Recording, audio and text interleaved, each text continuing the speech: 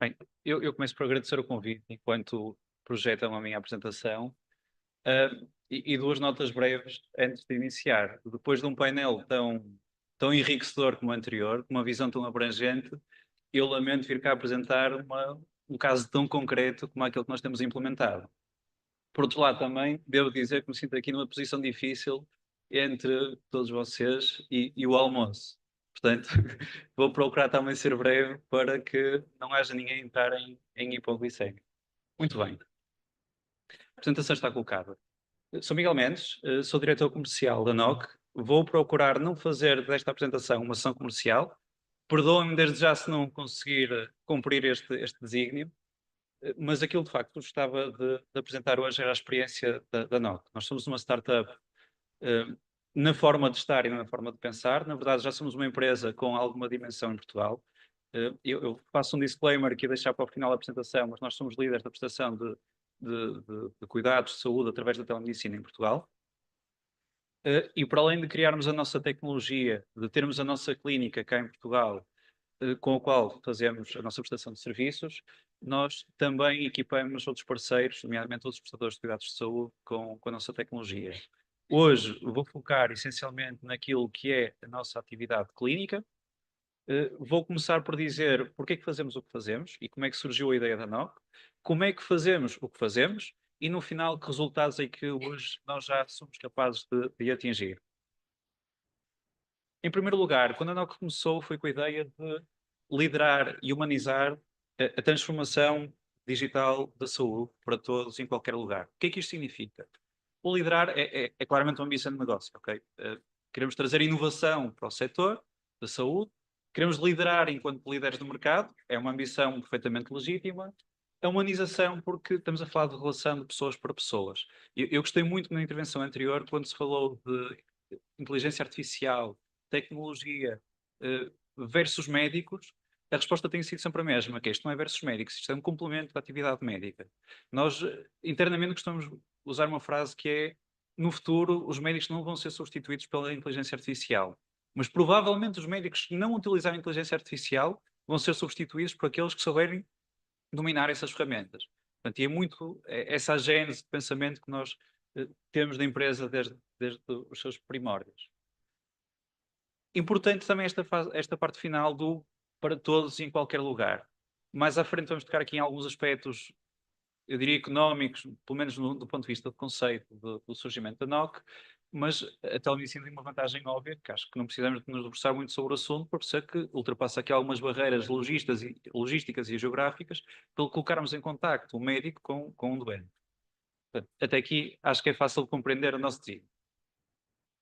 Não que surge em 2015, contexto cultural em que a internet começa a ser acessível a toda a gente, os negócios online e os serviços começam a ficar cada vez mais disponíveis, e toda a gente tem um smartphone, a maior parte da população passa a ter um smartphone, utiliza redes sociais, portanto, utilizar a tecnologia deixa de ser um tema para grande parte da população.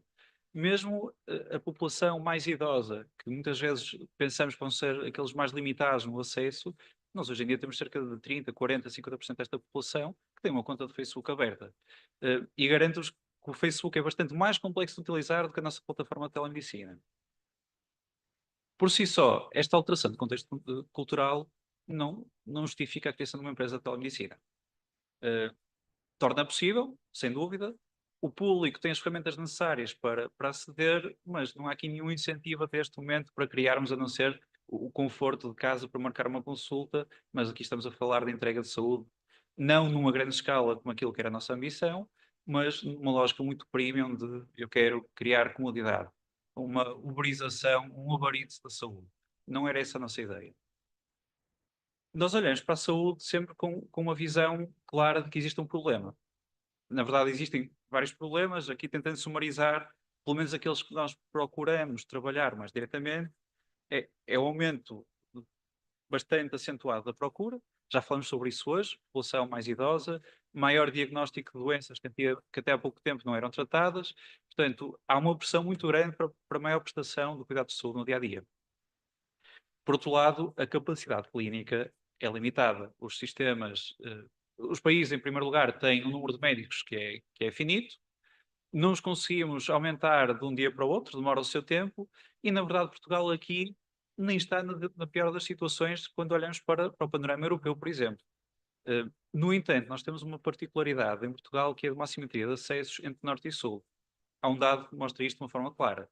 A cobertura de médico de família no Norte de Portugal rondará os 95% ou mais da população. Quando olhamos para o centro-sul do país, eu diria Coimbra para baixo, nós começamos a encontrar casos em que algumas regiões têm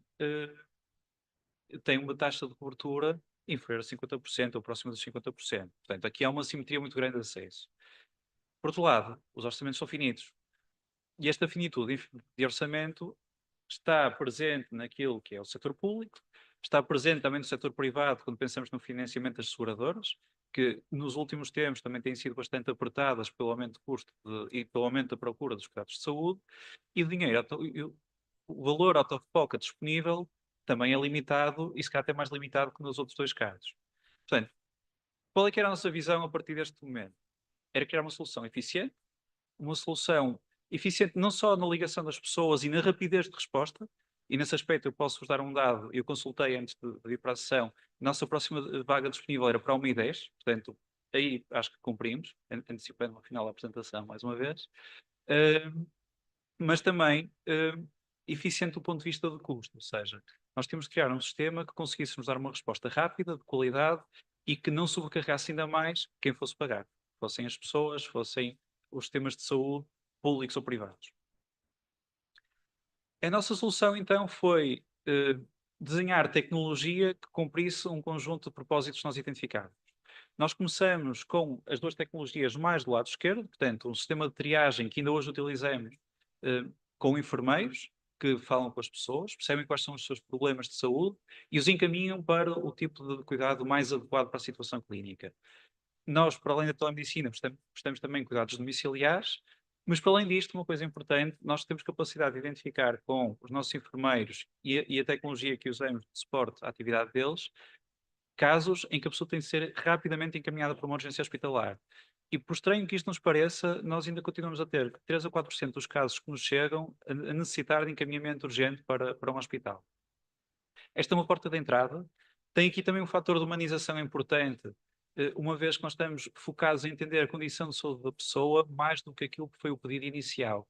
Às vezes pedem-nos uma consulta de telemedicina e tem de ser no domicílio. A maior parte das vezes acontece o contrário. Pedem-nos um domicílio e vamos renovar uma prescrição de alguém que já esteve connosco várias vezes. Portanto, entra aqui a visão mais economicista e de eficiência do processo. A maior parte dos casos são encaminhados para a telemedicina porque, de facto, têm grande capacidade resolutiva. Nossa plataforma é uma plataforma de telemedicina com bastante experiência, que tem capacidade não só de ligar os doentes e de os ativar através de notificações, portanto, bastante completa, integrada e simples de utilizar. E quando nós começamos a crescer e a ganhar volume, nós trabalhamos sempre muito com clínica geral, medicina geral e familiar, portanto, muito focado em cuidados agudos. Nós começamos a perceber que havia algumas áreas que não podiam ser tratadas como agudos. Doentes que tinham uma doença que queria ter uma evolução que fazia sentido haver uma segunda consulta. Começamos a ter alguns desafios de clientes nossos, não disse isto no início, mas maioritariamente seguradoras, que nos começaram a pedir para entrar noutras áreas como a saúde mental, como a gestão de peso, nutrição, de uma forma geral, e tudo isto são áreas em que manter os doentes conectados numa jornada, a palavra mais correta é engaged, não existe propriamente uma versão disto em português, mas no fundo aderirem a um tratamento ao longo do tempo, e nós percebemos que aqui temos que criar algo mais, e foi por isso que evoluímos para as jornadas centradas nos pacientes. E não vou explorar tanto este tema hoje, mas aquilo que eu gostava que compreendessem é que é mapearmos aquilo que é o tratamento, o standard de uma determinada doença, vamos acompanhando o doente não só em consultas, mas em intervenções à distância, por exemplo, através de recolha de dados, através de questionários clínicos. Isso permite-nos antecipar, por um lado, necessidades adicionais de um determinado doente que está descompensado e eu tenho que marcar uma consulta mais cedo, mas por outro lado, entra aqui mais uma vez o tema da eficiência, permite-nos até alargar mais um pouco a frequência com que fazemos acompanhamentos. E isto cria valor para o doente, porque não tem necessidade de marcar tantas consultas, não tem um atendimento tão dispendioso, mas continua a garantir que a saúde dele está controlada e que até colocamos mais foco naquilo que lhe interessa, porque eu pergunto-lhe diretamente como é que está a qualidade de vida dele, se evoluiu desde a última intervenção que tivemos ou não. E eu não vou partilhar dados à frente sobre isto, portanto eu deixo-vos só um dado que eu acho que, pelo menos para nós, é relevante. Na área da saúde mental é uma área de muita dificuldade de manter as pessoas ligadas nos seus tratamentos e darem continuidade aos seus tratamentos. A nossa taxa de sucesso aqui é de 75%. Parece que há aqui 25% que falham, mas aquilo que eu vos posso dizer é que o número excelente é espetacular. Parte de dados. Com as triagens que nós temos mais de 250 mil triagens, temos mais de 1 milhão de consultas realizadas por nós, temos muitas jornadas nossas e até com hospitais públicos e hospitais privados fora de Portugal que estão a ocorrer neste momento, porque entretanto começamos a equipá-los. Temos muitos dados que também começamos a trabalhar. E são dados que trabalhamos não só do ponto de vista clínico, para dar suporte à atividade clínica das equipas, mas também para gerir melhor as operações, porque é isso que traz eficiência e, por estranho que pareça, é isso que muitas vezes traz uma visão mais humana para o acompanhamento. Explico-vos porquê. Isto é a nossa jornada na visão do doente. Nós temos sempre duas portas de entrada. Uma que é tecnológica, a pessoa entra no nosso site, nós não temos aplicação, ou numa aplicação de um parceiro nosso, uma seguradora, por exemplo, e marca a sua consulta indicando quais são os seus sintomas. A maior parte da população não usa esta porta de entrada, usa a alternativa, precisamente porque é aquela que é mais humana. Temos um call center próprio, para marcação de consultas, tem a porta de entrada com triagem, em que vamos ter uma primeira conversa com um profissional de saúde e que nos orienta para aquilo que é o melhor tratamento e o mais indicado para a nossa realidade, para a nossa situação daquele momento.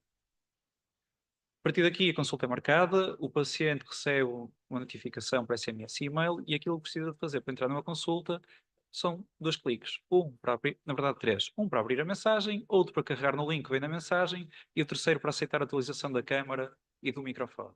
É isto. Está na consulta, está em contacto com o médico. Pessoa mais idosa que fez uma consulta connosco tinha 105 anos. Não sei qual foi a última vez que fez consulta, mas era uma utente nossa regular que fazia os seus acompanhamentos por esta via, porque lhe era a forma mais confortável. Não temos muitos doentes acima de 100 anos, já agora. Este é um caso isolado. Importante, o processo, mesmo sendo tecnológico, estando bem desenhado, tendo muita utilização e pouca falha, a falha por vezes acontece.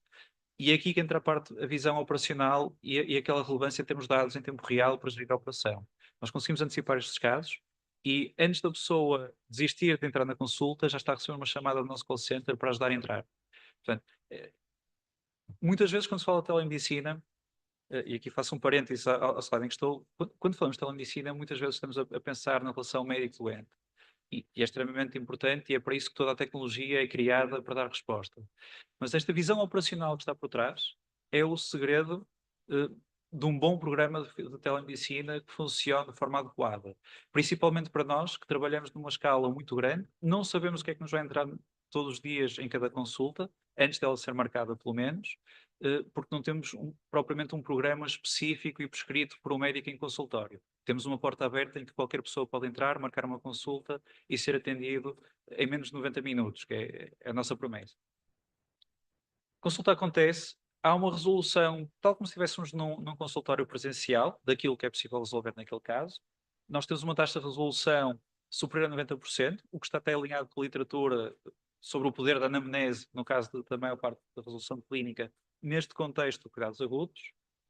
Conseguimos emitir prescrições, conseguimos prescrever exames clínicos, conseguimos passar certificados de ausência ao trabalho, tudo isso num contexto normal.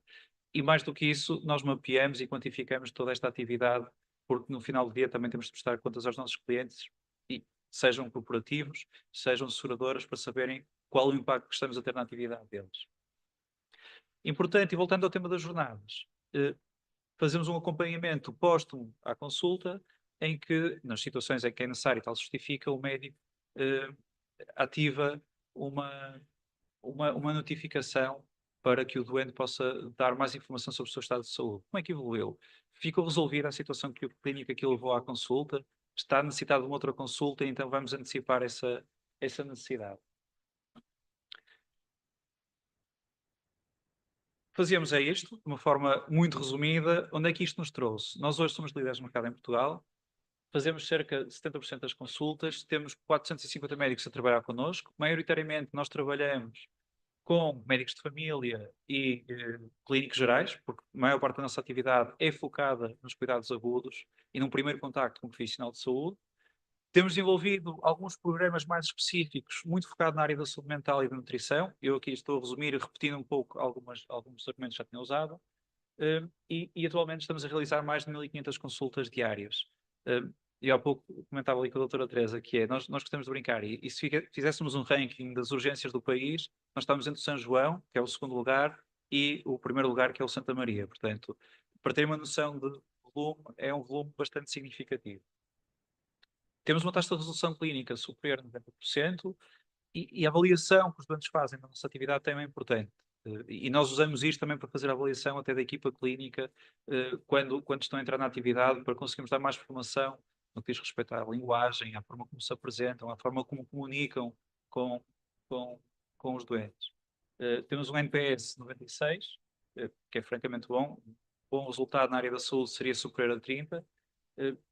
E um dado que não tem aqui, mas que eu acho sempre curioso, que é os médicos, esta resolução clínica, esta taxa de resolução clínica é reportada pelos médicos. Os médicos dizem que consigo resolver este caso. Ou este caso poderá voltar, mas o que eu tinha de fazer, fosse presencialmente ou fosse por telemedicina, está feito, está resolvido.